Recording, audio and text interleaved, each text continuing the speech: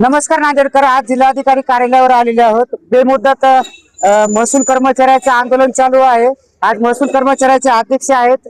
दादा, काय विषय आहे? बेमुदत आंदोलन चालू आहे। नाही, वाक्य काय झाला? महसूल कर्मचाऱ्याचा अध्यक्ष नाहीये, संघटनेचा राज्य सहकारी मध्यवर्ती कर्मचारी संघटनेचा निमशासकीय शासकीय शिक्षक शिक्षकोत्तर कर्मचारी संघटनेचा अध्यक्ष आहे। आणि हे महसूलचा एकटाचा नाहीये, संपूर्ण 17 लाख कर्मचारी शासकीय निमशासकीय कर्मचारी संघटनेच्या नेतृत्वाखाली ही संघटनेचा चालू आहे। तिसरा दिवसाचं आंदोलन आहे।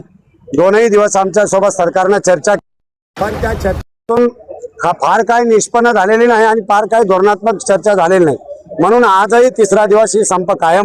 सरकारचं आव्हान आहे की संपामध्ये जे काही माननीय मंत्री महोदयांनी, या महाराष्ट्राचे लाडके मुख्यमंत्री महोदयांनी जे आश्वासन दिला, दोन्ही सभागृहामध्ये मान्य केला, जसे आहे तशी जुनी पेन्शन लागू करणार आणि 18 मागण्याबद्दल यावेळी हिवाळी अधिवेशनामध्ये नागपूरला सुद्धा सचिवांनी आम्हाला आश्वासन दिला।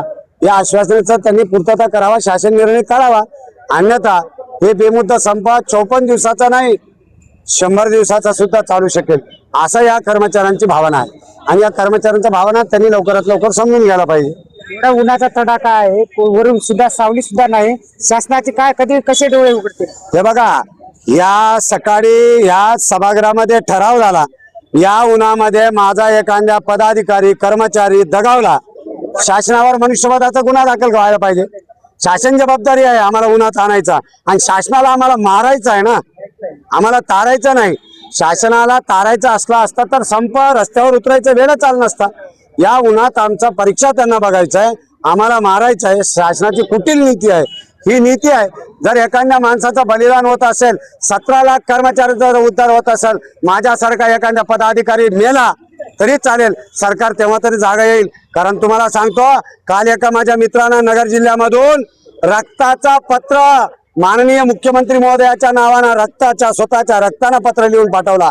या रक्ताला सर बघून तुम्हाला पादर फुटू द्या, दगडाला पादर फुटतो पण तुम्हाला पादर फुटत नाही, ही आमचा दुर्दैव आहे, असा त्या ठिकाणी आम्ही आव्हान केलंय। म्हणून आज आम्ही कोणी दगावला महाराष्ट्रात तर चळवळीसाठी दगावला, या इतिहासामध्ये आम्ही नावलौकिक राहील। एक माणूस गेला पण एक जुनी पेन्शन मिळवून दिला, हे आम्हाला अमर व्हायचा आम्हाला मौका मिळावा। निसर्गाला तर मी प्रार्थना करतो मला लवकरात लवकर उचलून न्यावं, पण लोकांना पेन्शन भेटावं, हेच मी या ठिकाणी प्रार्थना करतो। धन्यवाद। पुढची भूमिका कशी असेल? हे मुद्दा संपावर आहे, लवकरात लवकर मागण्या मंजूर करावी। नांदेड न्यूज, नांदेड। अतिरेकी धोरण बंद करा,